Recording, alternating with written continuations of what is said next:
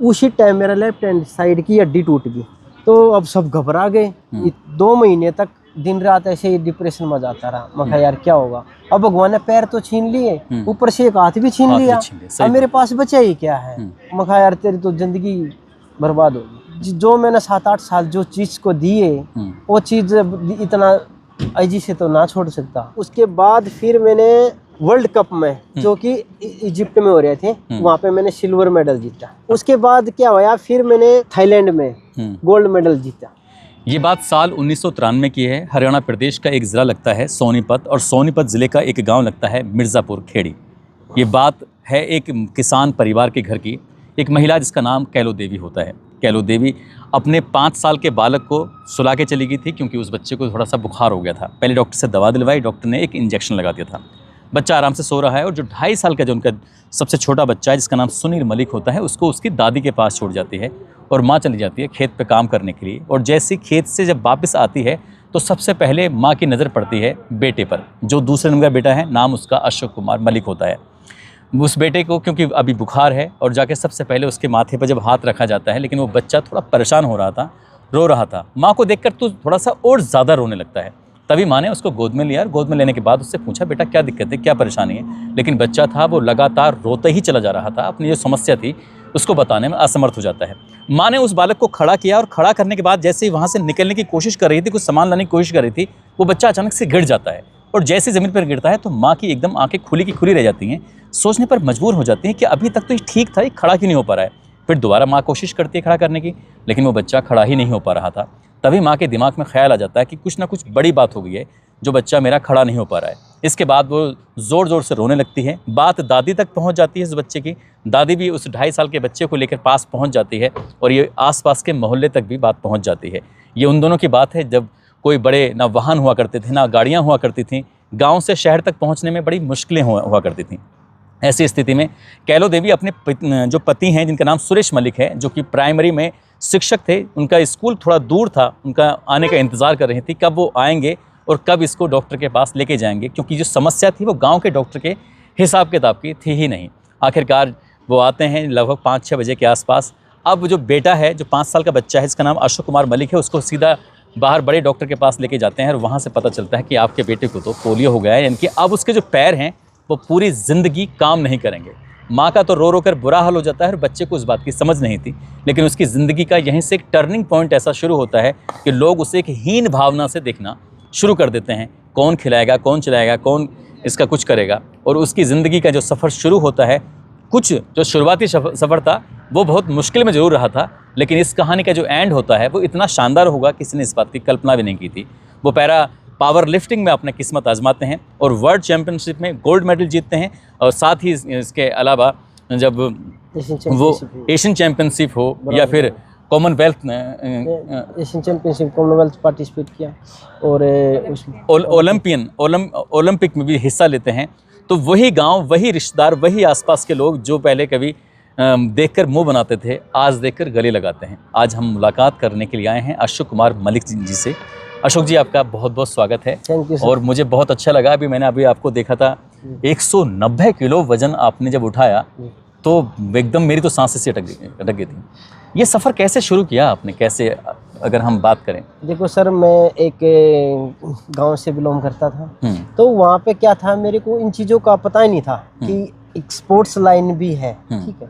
तो क्यों आगे को कोई गाइड करने वाला भी नहीं था ऐसा। तो देखो उस टाइम क्या था, उस टाइम बहुत परेशानियों का सामना करना पड़ा, जो कि मेरी मम्मी और मेरा बड़ा भाई अशबीर मलिक है, जो मेरे को 5-6 छठी क्लास तक, 5th या 6th क्लास तक मेरे को पीठ पे बिठा कर डेली स्कूल में लेके जाना, 8 बजे, और शाम को फिर 2 बजे फिर लेके आना।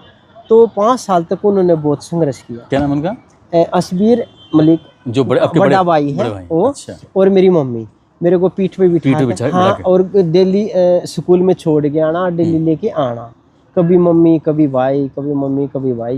ये 5 साल तक, 5 साल तक मेरे कंटिन्यू। तो ये तो आसपास के लोग देखते होंगे, देखते थे, अजीब तरह की बातें करते। तो वहाँ पे क्या था, जो गांव की जो बुजुर्ग जो औरतें थी, वो ये बोलती थी कि बेटा तू क्यों परेशान होता है, अपने घर पे ही रहा, अगर स्कूल में लेकर आते हैं और परेशान होता है। तो अभी उनको क्यों उनको भी नहीं पता था कि भाई आगे, मेरे को ये था भाई आगे पढ़ लिख के, मेरे पापा ये चाहते थे भाई मेरा बेटा पढ़ लिख के क्लर्क लग जाए या गवर्नमेंट सर्विस पे मिल जाए, ठीक है।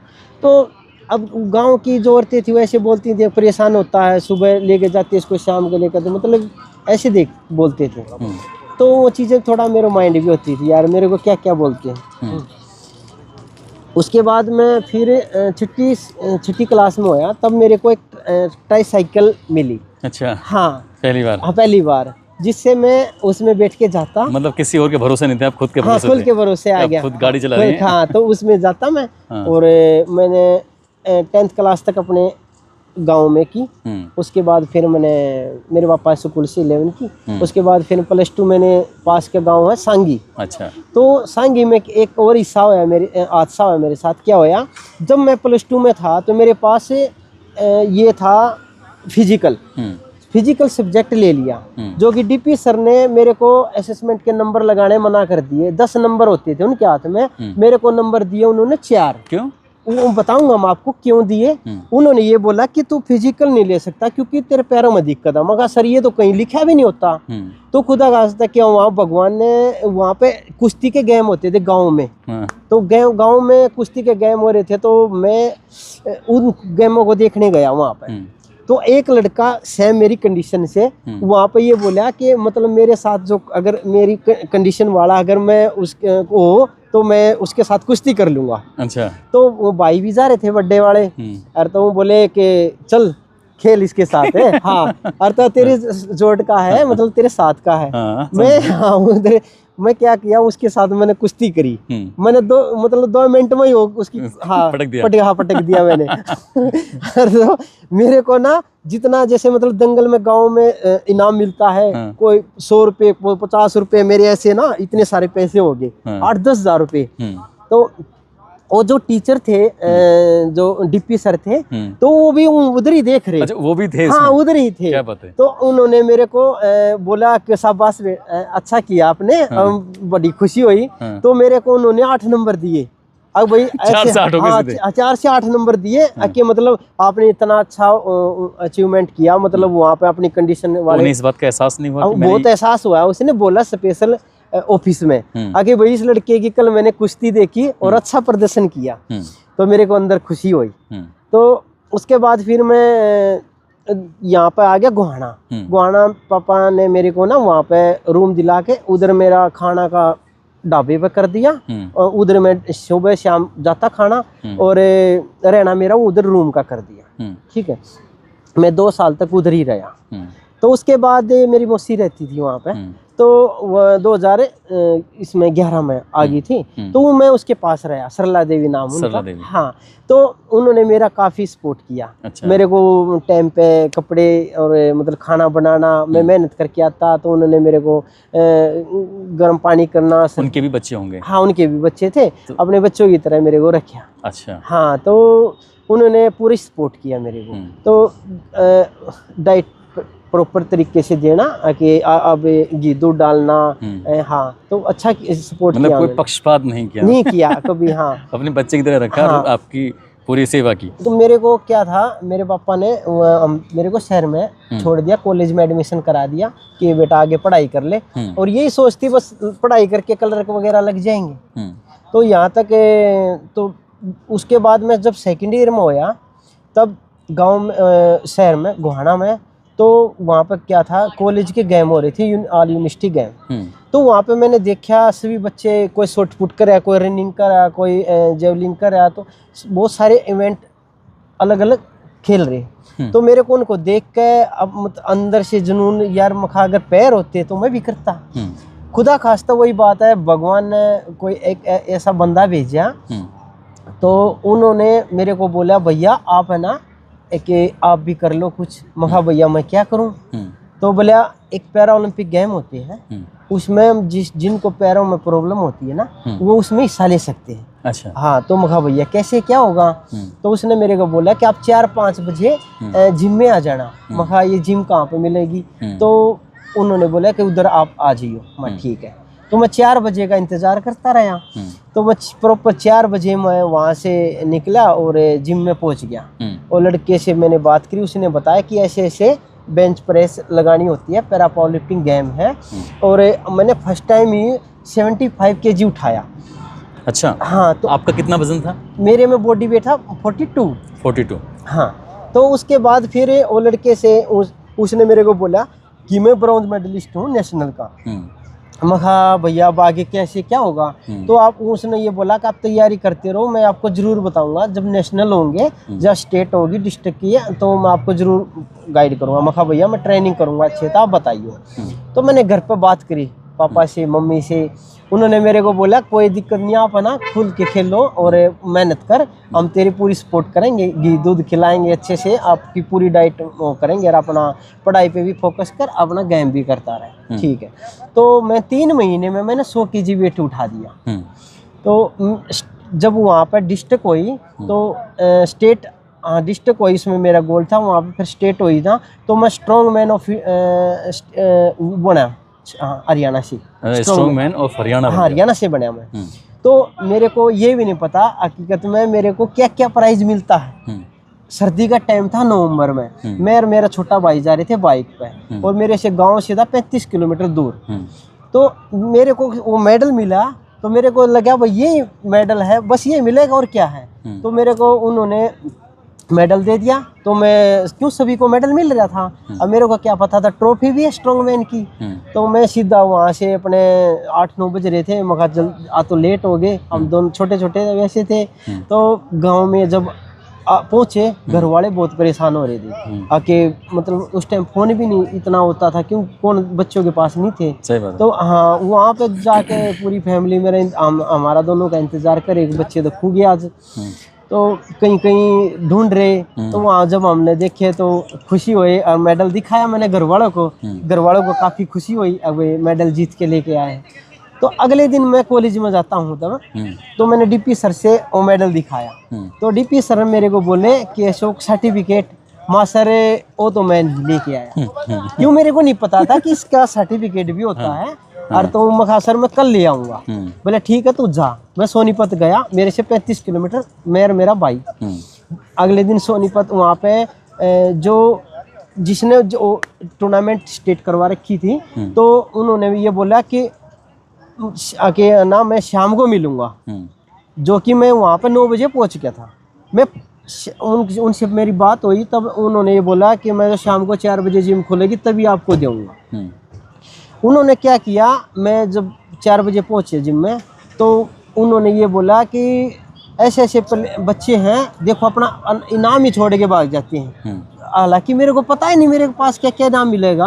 हाँ, मैं जान के नहीं भाग गया। ठीक है। तो जब वो चीज़ मेरे को मिली, बोले आप भी, मैं तेरे को ट्रॉफी थी, अब तो ये ट्रॉफी तू छोड़ के निकल गया। और मीडिया वाले ये ढूंढ रहे कि वो प्लेयर का, स्ट्रॉन्ग मैन ऑफ हरियाणा का जो खिताब जीता, वो प्लेयर कहाँ है। अब प्लेयर तो घर पे चला गया। तो मगर सर सॉरी, मेरे को पता नहीं था, मैं इतना नहीं इन चीज़ों में, अभी स्टार्टिंग किया 2 महीने हुए हैं। और तो बोला कोई नहीं, अब है ना अच्छे से तैयारी करना। मैं ठीक है सर, अच्छे से तैयारी करूँगा। तो उन्होंने मेरा सर्टिफिकेट दे दिया, मैंने कॉलेज में दिया। तो मैंने अगले दिन प्रिंसिपल सर से मैंने सर्टिफिकेट दिया, और वहाँ उन्होंने मेरे को मान सम्मान, जब कॉलेज के प्रोस्पेक्ट पर मेरा फ़ोटो लगवाया, और मेरे को पूरा मान सम्मान दिया कॉलेज में। तो उसके बाद फिर मेरा आ जाता नेशनल। नेशनल होने जा रहा था पुणे, नागपुर में। तो वहाँ पे मैं और मेरा पापा, हम दोनों गए, माँ बाप, मेरे पापा जी साथ में, हम ट्रेन में गए। जो कि वहाँ पे जाने के बाद मेरे को, क्यों लंबा सफ़र था, तो मेरे को हो गया बुखार। अगले दिन टूर्नामेंट। अब बुखार में मैं पापा से बोला, मगर पापा मेरा तो बुखार हो गया, आप है ना यहाँ पे मतलब कोई पास में चाय वाला हो या कॉफ़ी वाला, मतलब दूध वाला हो, तो या टैबलेट कहीं से जुगाड़ करके पापा मेरे को गर्म दूध करवा के, वहाँ से एक ढाबा था, वहाँ से लेके आ गई। तो आने के बाद मेरे को दूध पिला दिया और मैं सुला दिया। मैं 1 घंटे के बाद, 1.5 घंटे के बाद कंपटीशन होगा स्टार्ट, क्योंकि काफ़ी बच्चे आ रहे थे, बॉडी वेट हो रहा था। तो मैं वहाँ पे सो गया आराम से। उठने के बाद फिर मैं कंपटीशन जो खेल लिया मेरा 2011 में, तो मेरा क्या था, जूनियर में मेरा गोल्ड था, सीनियर में मेरा सिल्वर मेडल। तो उसके बाद फिर जैसे ये आपकी ज़िंदगी का एक बड़ा अचीवमेंट थी नेशनल में। आगे फिर आपका सफ़र कैसे शुरू होता है? तो नेशनल में जैसे मतलब 2011 के बाद फिर मैंने खेला यहाँ पे दिल्ली में नेशनल हो रही थी वहाँ पे, तो उसमें मेरा फिर गोल्ड आ गया। तो मेरा सिलेक्शन हो गया इंटरनेशनल के लिए 2015 में। कहाँ हुआ था? कजाकिस्तान में। हाँ। तो पहली बार आपका ये हवाई जहाज़ का सफ़र था? हाँ। तो कैसा उसका हवाई जहाज़ का सफ़र? उसमें अच्छा लगा, और मेरे को खुद भी ये नहीं था भाई मैं मतलब इंटरनेशनल खेल लूंगा, दूसरे देश में जाऊंगा। तो वहाँ साथ लेके जा सकते हैं किसी को? एक हाँ, लेके जाते अपने परिवार के। हाँ। तो कौन गया था आपके साथ?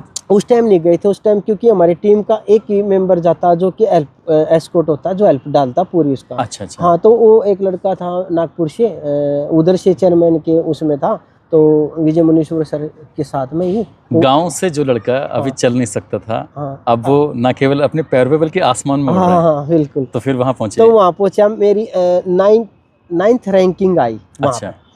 पूरे एशिया में? पूरे एशिया। हाँ। तो उसके बाद फिर मैं अच्छे से तैयारी किया। 2016 में बेंगलोर में मैंने स्ट्रॉन्ग मैन ऑफ इंडिया का खिताब जीता। अच्छा, फिर से एक बार और? पहले तो आपने हरियाणा में जीत लिया। हाँ। अब यहाँ जीत लिया पूरे इंडिया लेवल? पूरे इंडिया लेवल पे मैंने लगाई 170 kg की बेंच। 170 किलो उठा लिया? मैंने उठाया। तो वहाँ पे स्ट्रॉन्ग मैन ऑफ इंडिया का खिताब मैंने जीता। उसके बाद मेरा सिलेक्शन हो जाता वर्ल्ड चैंपियनशिप में। अच्छा। जो कि वो थी मेक्सिको में। हाँ। तो मौज आ रही थी फिर तो आपको? हाँ, मौज। हाँ, तो अच्छा लगता था, वो फैमिली भी खुश थी। हाँ, तो उसके बाद फिर मैं मेक्सिको चला जाता हूँ, जो कि मेरी वहाँ पे 9th रैंक आ जाती है वर्ल्ड की। अच्छा। हाँ। तो फिर अच्छा लगा, ट्रेनिंग मैंने और जोरों से की। फिर मेरा सिलेक्शन हो गया कॉमनवेल्थ 2018 में। कॉमनवेल्थ में भी हो गया आपका? बहुत बढ़िया। तो और एशियन गेम इंडोनेशिया में सिलेक्शन हो गया, पैरा एशियन गेम। और 3 विदेश यात्राएं आप कर चुके हैं। हाँ। तो उसके यहाँ से आपको जो कौन सा प्राइज मिला था आपको? उसको उस टाइम मेरे को जो इंडोनेशिया था ना, वो बताऊंगा मैं। कॉमनवेल्थ में क्या होया, वहाँ पे मेरा कैंप लग गया था बेंगलोर। वहाँ को क्या होया, मेरी थोड़ा इंजरी आ गई थी यहाँ पे शोल्डर में। अच्छा। लेफ्ट हैंड साइड में। तो वहाँ पे फिर कॉमनवेल्थ जो कि गेम हुए, तो उस टाइम मेरे काफ़ी इंजरी थी, तो उसमें मेरा मेडल नहीं आया। मैं मेडल थोड़ा छोड़ दिया, 4th प्लेस थी मेरी। तो क्या करें, अब इंजरी के कारण मेडल मिस हो गया मेरा। अच्छा। हाँ। तो फिर 3 महीने के बाद एशियन गेम हो जाते हैं इंडोनेशिया 2018। 8 अक्टूबर को मेरा गेम है 5 बजे शाम को, जो कि इंजरी तो थोड़ी चल ही रही थी, और वो क्या था, बढ़ती ज़्यादा ही हो गई थी। अच्छा। हाँ। तो मेरे को 5 बजे जो मेरा इवेंट था 153 kg पे मेरा मेडल था, और 140 पे मैंने लगा दिया। सेकेंड अटेम्प्ट 153 पे मेडल था, मैंने 153 पे किया, तो उसी टाइम मेरा लेफ्ट हैंड साइड की हड्डी टूट गई यहाँ से अंदर से। अच्छा। मेरे चेस्ट पर वेट गिर गया, तो 4 बंदों ने निकाला। तो ये पूरा वजन आपको पूरा छाती के ऊपर वजन गिर गया, ये हाथ की हड्डी गई टूट। तो अब एकदम मैं चिल्लाया, इतनी आवाज आई, ऐसे कटाका उठा।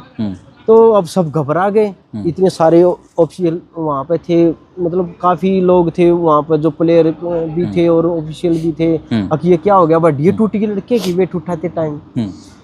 तो मेरे को इतना दर्द होया, बस मतलब ये हो गया बहुत ज़्यादा, मेरी दुनिया ही लूट गई बस। अब क्या इससे ज़्यादा हो गया, क्या होगा, अब हड्डी टूट गई, अब मेरे पास बचा है क्या, जो कि मैंने 7-8 साल इस चीज़ को दे दिए, और लास्ट में मेरी हड्डी टूट गई।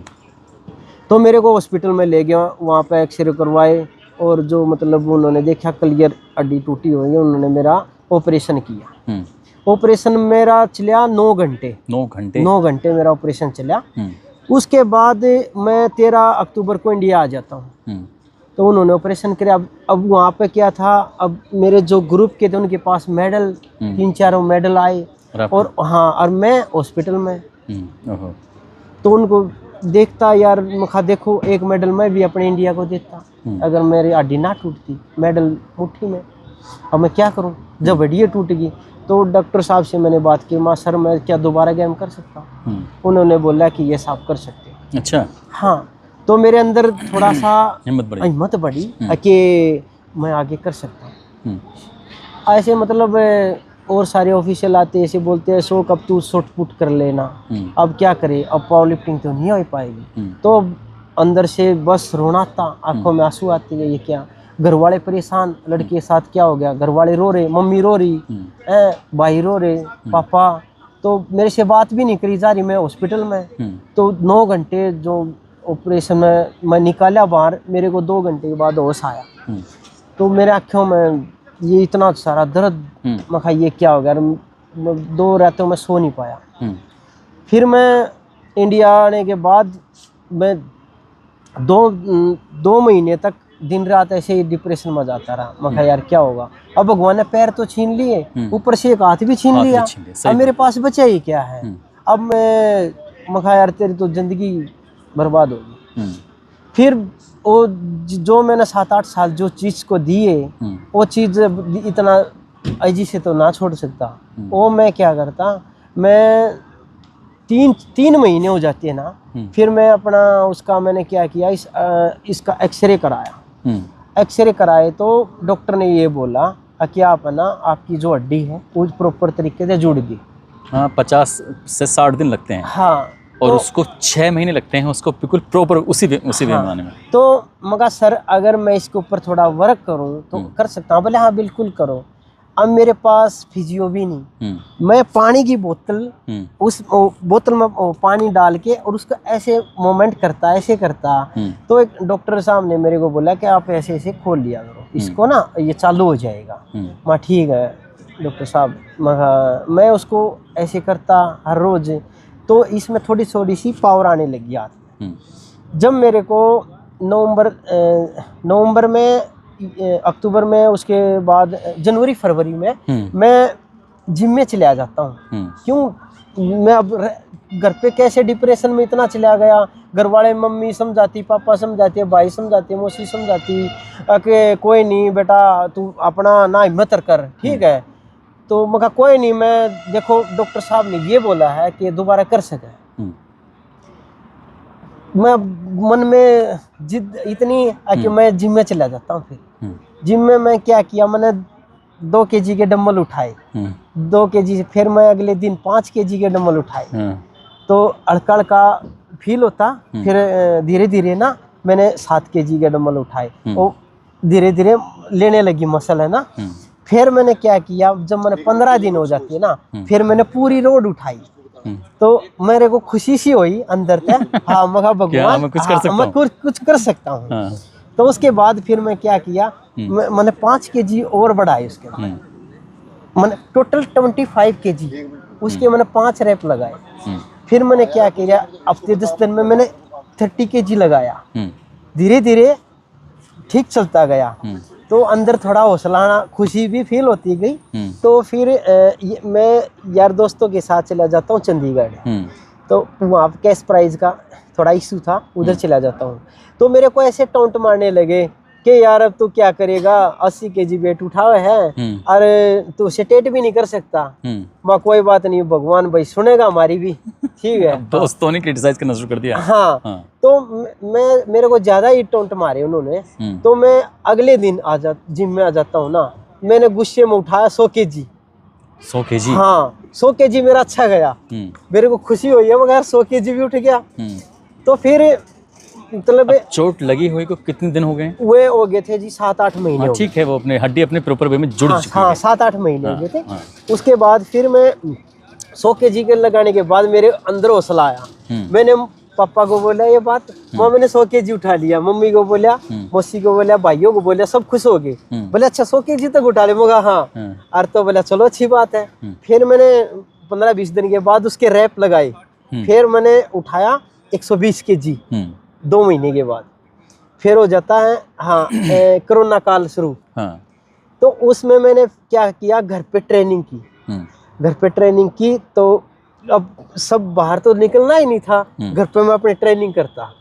तो घर पे क्या उठा रहे थे? वेट उठाता मैं। वेट में ट्रैक्टर नहीं ट्रैक्टर नहीं उठाता था। ये ऐसे मतलब ट्रेनिंग पुशअप को लगा लेता, डंबल लगा लेता। अच्छा। हाँ, तो वो एक्सरसाइज थारा बैंड से कर लेता ट्रेनिंग छोटी मसलों की। तो मैंने और एक पास में जिम होती थी। अच्छा। हाँ, तो उसको बोला, मैं कहा भैया मैं अकेला आ जाया करूंगा, मैं कहा यार इस टाइम खोल दिया करे। तो उन्होंने बोला ठीक है। और तो मैं यार बोला कोरोना चल रहा है, कल दिन पुलिस वाले फिर बोलेंगे। मैं भैया क्या करूं, मेरा गेम आने वाला है। तो उस लड़के ने बोला कि ठीक आ जाएगा।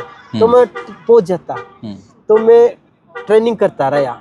तो 21 में बेंगलोर हो जाता है नेशनल हो जाता है। हाँ। अच्छा, 21 में साल 2021। हाँ। तो वहाँ पे जब कोरोना काल में मैंने 153 लगाया। अच्छा। तो उस टाइम मेरे अंदर ये हो गया यार आज तो आ रही है या पार है, मतलब 153 बड्डी टूटी थी, कभी भगवान ऐसा ना होकर दोबारा तोड़ दी। हाँ, तो फिर भी मैंने अपना मनोबल करके बजरंग बली का नाम लेके चढ़ गए। हाँ, मत कर दे सुल्तान चढ़ाई आज तो। हाँ, मैंने 160 kg लगाया। 160? हाँ, तो 160 kg लगाया। मेरे अंदर वो पूरा कॉन्फिडेंस और इतनी खुशी होगी। प्राइस कौन सा है? मेरा फर्स्ट आ गया। हाँ। और फिर से वो तो नहीं है कि... उसके बाद क्या था, मतलब लगाने के बाद ना फिर मैं नेशनल में चला जाता हूँ बेंगलोर। वहाँ पे मैंने 170 kg लगाया, जो कि 2018 के बाद 21 में मैंने पहली बार नेशनल खेला जब 3 साल के बाद। तो वहाँ पे हमारे वो है PCI के बॉस ये सत्यनारायण सर। तो उन्होंने मेरे को मेरी पीठ थपथपाई, शाबाश अशोक बहुत अच्छा किया। हमें खुशी हुई कि 18 में हड्डी टूटी और आज ये लड़के ने इतना कर दिया। तो मतलब और कोचों ने भी मेरे को बहुत शाबाशी दी कि यार इतना मतलब हड्डी टूटने के बाद इतनी रिकवरी करना। और तो भाई वाकई में देखो ये चीज, आप घर से स्ट्रॉन्ग हैं जी। घी दूध आपके पास पहुंच जाता है, मौसी आपकी सेवा करती रहती हैं, अपने बच्चों की तरह आपको हर वक्त कुछ ना कुछ देती हैं। और उसके बाद फिर कहानी आगे बढ़ती है, आपका हाथ टूट जाता है, लेकिन उसके बाद भी आप रिकवरी 5-6 महीने में कर लेते हैं। देखने में इतने हैंडसम हैं, तो वहाँ पर जो खेल होता है तो वहाँ कोई आपको देख कर कोई देखता नहीं है कि आपको? देखता, पर इन चीजों में मेरा कभी ध्यान नहीं आपका तो नहीं गया, लेकिन किसी और का तो गया। हाँ, उनका बहुत, मतलब कभी कॉलेज टाइम में भी तो ऐसा था कि मतलब एक भाई अशोक अच्छा लड़का है। तो मतलब ऐसे एज ए फ्रेंड किसी ने आके आपको कहा कि अरे भाई अशोक जी मैं तो आपसे बस वो किया था बाद में। अभी तो जब तक मेरा इन चीजों में थोड़ा वो नहीं था, मैंने कहा आपका ध्यान नहीं था, लेकिन औरों का ध्यान तो औरों का तो देखो, जब आपको प्राइज मिल रहा है, पूरा कॉलेज आपको तालियां बजा रहा है, अखबार में आपका फोटो छप रहा है, मीडिया वाले आपकी कवरेज कर रहे हैं, तो ये सब जब नाम हो रहा है पूरे इलाके में, घर घर में फिर चर्चा होनी शुरू हो जाती है। देखा अशोक दोनों पैर नहीं है, लेकिन उसके बावजूद भी क्या कुछ नहीं कर रहा है। जी। आप लगातार विदेशों की यात्राएं भी करना शुरू कर देते हैं। तो ये सब तो गांव में, जैसे मैं गांव में जाता था, सभी मेरे को ऐसे देखते थे, यार देखो मतलब एक लड़का जिनके पैर भी नहीं है और दूसरे देश में जाता है, और जिनके पैर हैं वो इधर ही घूम रहे हैं। तो मेरे को वो चीजें ऐसा लगता था यार मैं अलग ही हूँ। ठीक है, कोई मतलब भगवान ने एक रास्ता बंद कराया था, नहीं खोल भी दिया। हाँ, तो वो चीजें है ना मेरे अंदर, ये वो चीज अंदर मेरे टैलेंट मैंने कैच किया, वो मैंने प्रैक्टिस की। तो वो चीज है ना मेरे अंदर, मतलब एक कभी कभी मैं सोचता था यार भगवान ने अच्छा किया, जो करता है ना वो अच्छा ही करता। ठीक है, आपने इसको भी ताकत बना लिया। अपनी ताकत बना लिया, मैंने कभी इसको कमजोरी नहीं माना। क्या बात है, मतलब ये दिल जीतने वाली बात है। हाँ, तो वो चीज है ना आप। तो फिर मैं वहाँ पे नेशनल खेलने के बाद मेरी मुलाकात होती है JP सर से। अच्छा। जो हाँ मेरे गुरुजी हैं। तो अब ये JP सर जब पैरा पावर लिफ्टिंग के चेयरमैन बने 21 में, तो इनका जो मैंने हाथ पकड़ा, तब से मेरी किस्मत अलग एक चमक गई। अच्छा। मैं अब तक देखो कितना संघर्ष करने के बाद मेरे पास इंटरनेशनल मेडल नहीं था। 21 में के बाद फिर मैं 22 में जब मेरा इंटरनेशनल में सिलेक्शन होया, हड्डी टूटने के बाद, तो वहाँ पे जब मेरा एशियन चैंपियनशिप में मेरा ब्रॉन्ज मेडल आया, तो मेरे कोच JP सर के भी आंखों में आंसू आ गए, मेरे भी आंखों में आंसू आ गए। हम दोनों चिपट के ऐसे स्टेज में ऐसे रोने लगे। कि मतलब खुशी के आंसू थे। हाँ, खुशी के आंसू थे वो। तो उन्हें बोला कोई नहीं बेटा तू अच्छे से ट्रेनिंग कर, ठीक है। तो वो चीज़ फिर अंदर से जुनून जा गया, मैं यार मैं बहुत कुछ कर सकूँ। तो मैंने फिर क्या किया, कंटिन्यू मैंने ट्रेनिंग अच्छे से, प्रॉपर रेस्ट, और मतलब मैंने रेस्ट और अपना ये चीज़ें रखी मैंने, और डाइट। अगला मेडल आपको कब? उसके बाद फिर मैं 2023 में मेरा पैरा एशियन गेम चाइना में सिलेक्शन हो जाता है। तो वहाँ पे मैंने पैरा एशियन गेम में अपने देश के लिए ब्रॉन्ज मेडल जीता। अच्छा। हाँ, मेरे को हमारे प्राइम मिनिस्टर मोदी जी ने मेरे को सम्मानित किया, वहाँ पे मेरे को LOI किया। तो मेरे को इतना खुशी हुई कि हमारे देश के राजा और मेरे से आज LOI कर रहे हैं, तो एक अंदर से और भी ताकत मिल गई। हाँ, तो जब फिर घर वालों को भी पता चला भाई हमारा बेटा मतलब नॉर्मल नहीं है, बहुत कुछ है, तो घर वाले के अंदर भी बहुत खुशी होती थी भाई मेरा बेटा है जो अलग ही है। तो मतलब आपकी जो गवर्नमेंट है हरियाणा, उसने आपको क्या दिया फिर? मेरे को कैश प्राइज दिया 75 लाख। 75 लाख। अगर आप उत्तर प्रदेश में होते तो अभी उस टाइम भी उत्तर प्रदेश की पॉलिसी यही थी, 75 ही। अच्छा, उस वक्त यही थी? हाँ, यही थी। तो मेरे को कैश प्राइज मिला, तो मैंने अपने सबसे पहले अपनी मम्मी पापा लो जी आपका दूध, ये रहा आपका घी।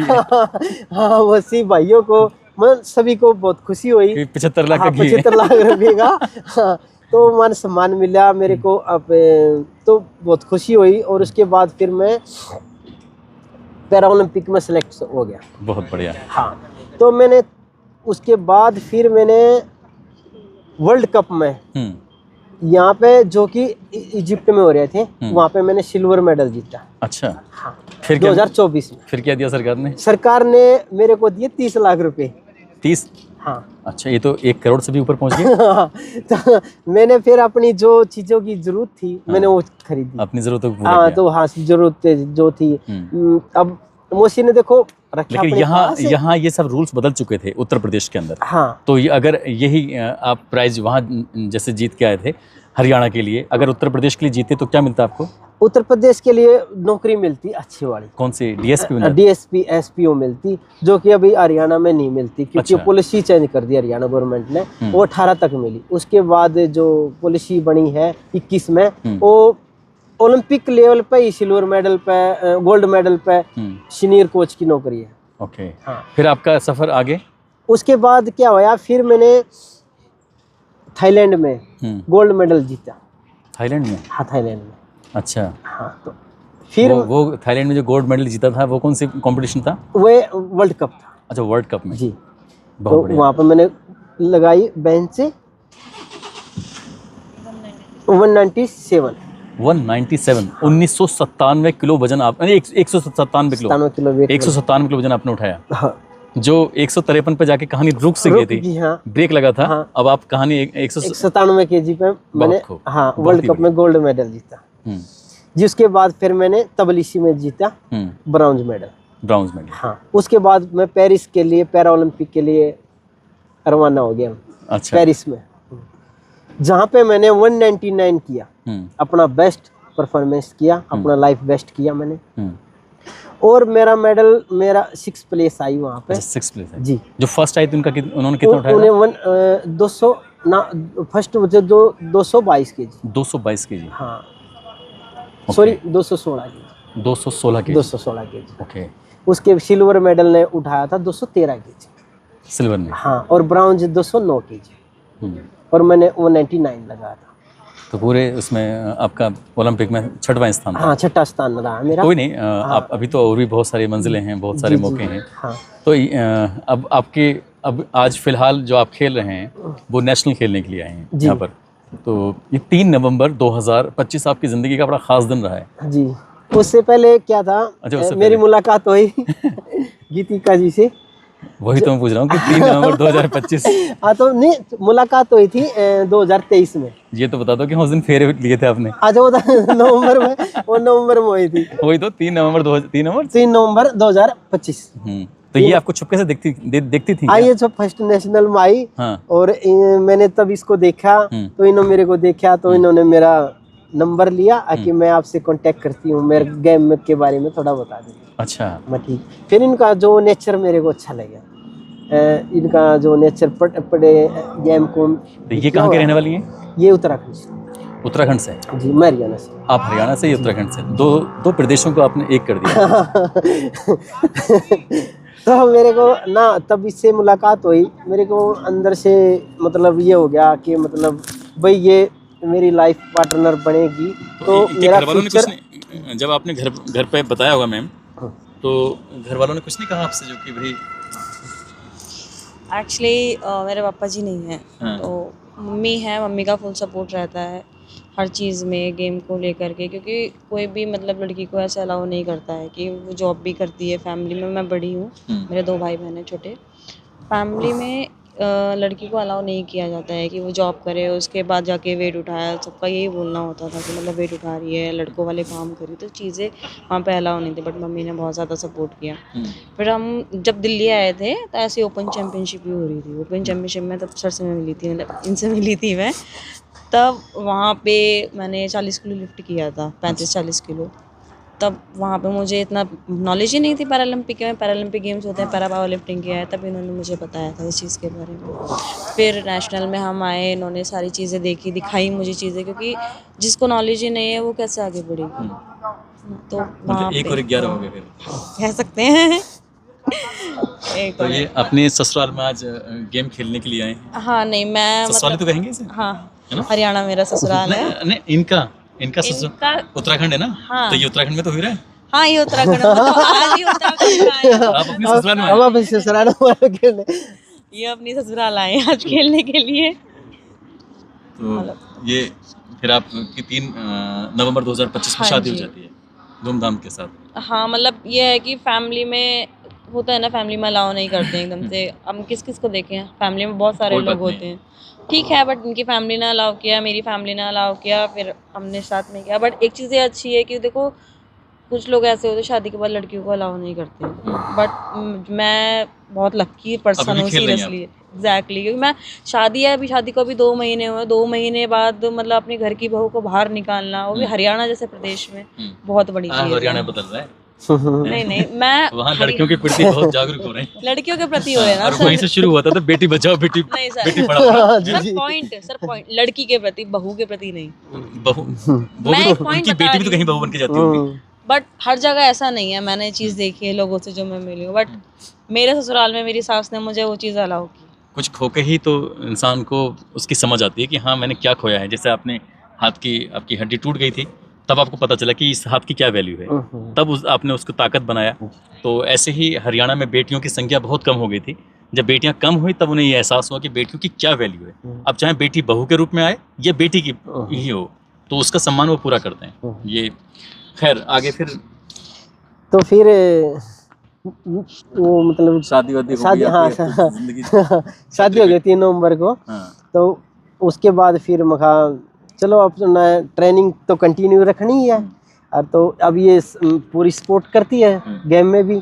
और मेरी मम्मी ने भी बोल रखा, भाइयों ने भी बोल रखा, सभी ने कि आप ना अपना फोकस अपनी ट्रेनिंग पर रखो, इधर घर हम आराम से मैनेज कर लेंगे, कोई दिक्कत नहीं है। मैं sports authority of India Jawaharlal Nehru stadium Delhi में ट्रेनिंग करता हूँ।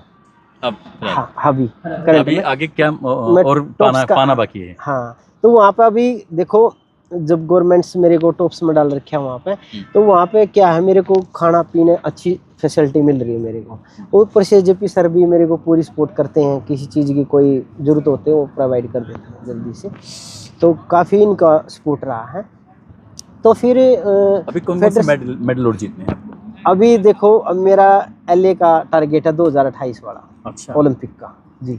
जीत किया होगा ना जी। उसमें अभी क्या है, बाद में जीतने के बाद कभी ना मिले मुझे तो अभी से- बिल्कुल मिलेंगे सर। अभी से मैंने कहा, जी जी। 2026 अब 24 का टारगेट अभी मेरा, मैंने कॉमनवेल्थ 2026 में हो रहा है ना ग्लासगो में, तो क्वालिफाई कर दिया, और पैरा एशियन गेम में क्वालिफाई कर दिया। और यहाँ से अभी जो नेशनल मेडल मिलेगा अभी एशियन चैंपियनशिप के लिए ऑलरेडी तो इसमें क्वालिफाई। नेशनल में कुछ प्राइज मिलता है क्या? हाँ, 3 लाख रुपए देती है हरियाणा गवर्नमेंट। अच्छा, 3 लाख रुपए देते हैं। देख लीजिए आप, मुलाकात हुई थी अशोक कुमार मलिक जी से। 93 से कहानी शुरू होती है, जब उन्हें पहली बार पता चलता है कि पैर अब काम नहीं करेंगे, लेकिन उन्हीं पैरों को ना होने की उन्होंने ताकत बनाया और अपने एक गेम पकड़ लिया, पैरा पावर लिफ्टिंग। और पावर लिफ्टिंग में आने के बाद फिर उन्होंने एक के बाद एक नए कीर्तिमान गढ़ते चले गए, और अब एक नहीं है तो 2-2 मिलके वज़न उठाते हैं। तो मैं और हमारे दर्शक आपको बहुत बहुत शुभकामनाएं देते हैं। आने वाले जो गेम होंगे आप बहुत अच्छा खेलें और देश के लिए मेडल जीत के लेके आएँ, और एक बार फिर से हमारे दर्शकों के सामने मेडल जीत के आए। तो मैं आपसे संपर्क करूँगी, भैया यार हमें प्लीज़ इंटरव्यू दे दो। बिल्कुल सर, बिल्कुल। आप सब लोग अपना ख्याल रखें, सुरक्षित रहें। जय हिंद, जय भारत।